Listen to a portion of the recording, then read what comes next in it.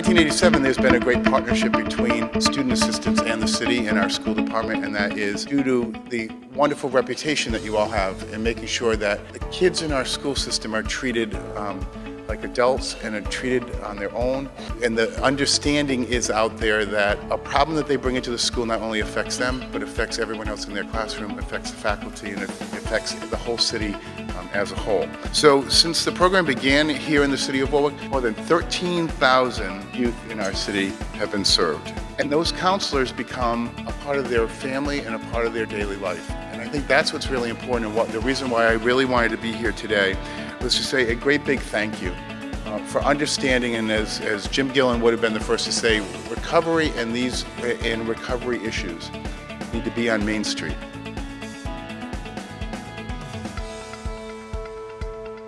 What's good is we have made significant advances in the field of prevention and behavioral health over the last 2 decades. We have the knowledge and science to prevent and reduce substance use disorders, suicide attempts, and drug overdose before they occur. We still have a long way to go, but we know that prevention, if rooted in science, works.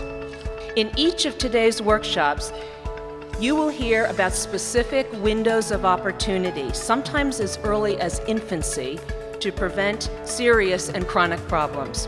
I would like to thank our board of directors for their encouragement and support for the work we do every day and for supporting this conference. I'd like to thank the Rhode Island Student Assistance Services for honoring Jim, and I'm beyond honored to be up here on his behalf and behalf of the Gillen family. Jim's vision was, he dreamed big, but he also made that dream become a reality. And a prime example of that is, in 2010, Jim had a vision to open a place where people with substance use disorders or the community could go, be not judged, feel comfortable, and learn about recovery. Jim was, for the past 20 years, my best friend and my colleague. He was a man of action, person of action. He would say person of action. He had this saying that he said I could pass on, that his father used to tell him, some people might be more talented than you, they might be better looking, they might be richer than you, but never let them outwork you. And Jimmy lived by that.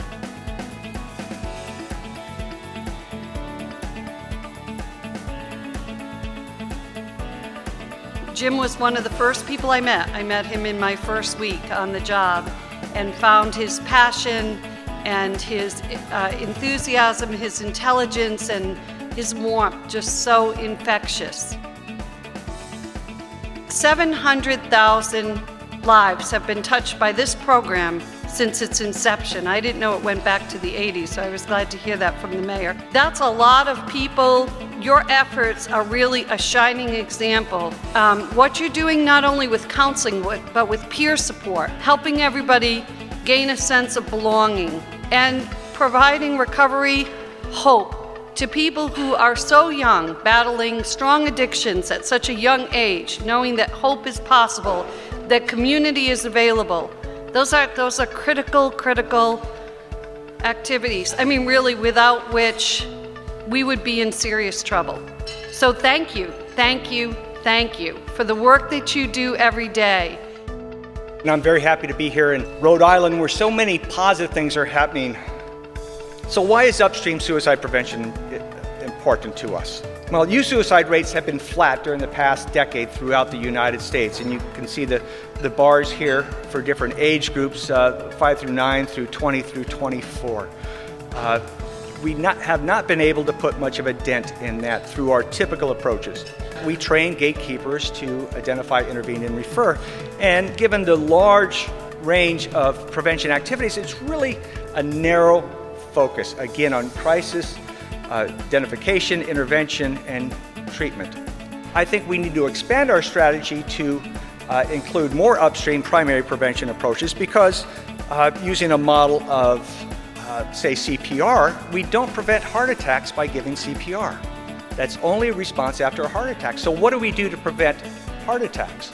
And that may provide an example for us moving forward in regards to the primary prevention, upstream prevention of suicide.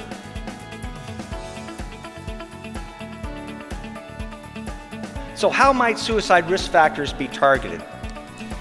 Well, we can look at health promotion. We can improve executive functioning. That's one of the ideas of the good behavior game. Maybe at a young age that we improve executive functioning, decision-making, impulse control of young people, and that carries through and reduces ultimately their risk for suicide. We can improve connectedness. Connectedness is a real critical protective factor for suicide.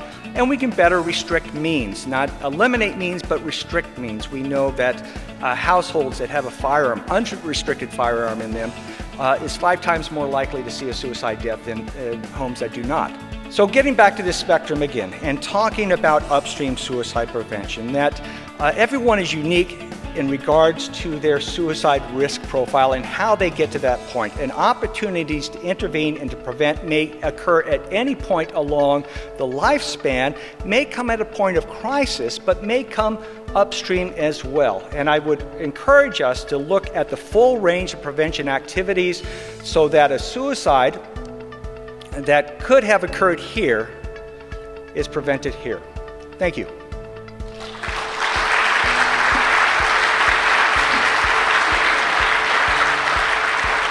Well, I don't know about you, but I just feel even more invigorated than I was when I came in to keep doing the work that we all are doing. Thank you, Dr. Phil Rogers. If you are a member of a substance abuse prevention coalition or a student assistance counselor, please stand up. Just want to recognize you. There's a lot of you here and a lot more coming.